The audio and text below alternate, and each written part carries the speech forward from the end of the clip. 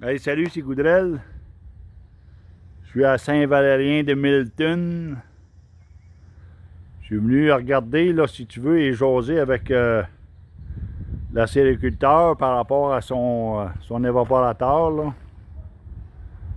Je vais aller vous montrer ça en dedans. Ici, là, c'est un Extreme 2. La largeur de l'évaporateur, c'est une 6 pieds. Une 6 pieds de large. 6 pieds de large par 16 pieds de long. C'est ça? C'est une 6-16. Regardez-moi ça, la largeur de ça.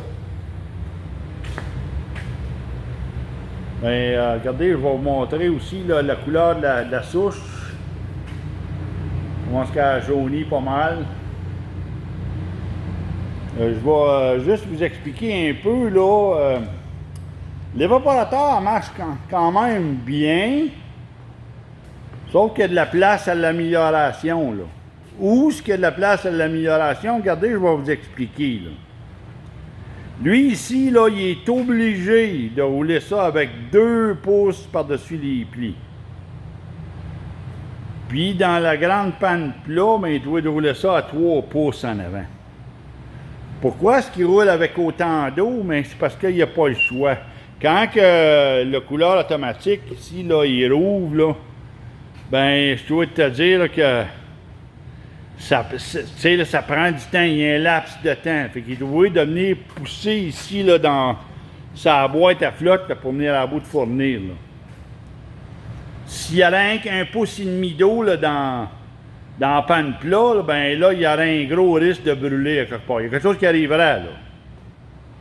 Parce que ça ne fournit pas, il est obligé de pousser constamment, là. Mais c'est la même chose pour dans panne à plis, là. Il est obligé de rouler avec 2 pouces d'eau. Pourquoi? Parce que la boîte à flotte, elle ne fournit pas. Regardez, là, la flotte est en dehors de la boîte, là. Et il n'enroule pas de flotte. Il n'enroule pas de flotte.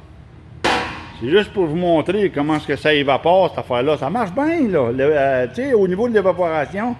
Mais il y a de la place à l'amélioration. Quand je parle de ça, là, ben c'est ça. Probablement qu'il y aurait un peu de travail à faire au niveau de la clé de souche, puis au niveau du fonctionnement de l'évaporateur, du contrôle de l'évaporateur. La combustion, il y en a un peu de choses à faire. Draft control, peut-être, etc., etc. Mais il y a des changements à faire pour que ça sorte plus. Il fait un baril et demi à l'heure, un baril 3/4 à l'heure. Je dois vous dire, une grosse évaporateur de même, là, osmosé à 20, il s'est supposé sortir 3 gallons et demi, certains à l'heure, là. Tu sais, là, ça fait qu'à quelque part, là, il y a de la place à l'amélioration. Fait que, anyway, c'était juste ça la petite vidéo d'aujourd'hui. Si jamais, là, on me demande de venir tester l'évaporateur à l'automne, probablement, ben écoute, là, je vais venir passer, je vais l'évaluer, et puis je suis certain qu'il y a des corrections qu'on peut faire pour l'améliorer. Au niveau, je parle au niveau de la combustion.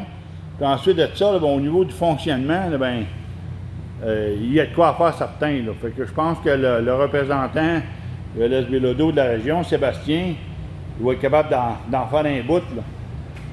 Tu sais, au niveau des boîtes à flotte, etc., etc., là. Fait que c'était ça la petite vidéo d'aujourd'hui. Une 6x16 de LS Bilodeau, une Extreme 2. Je vous laisse là-dessus. Salutations.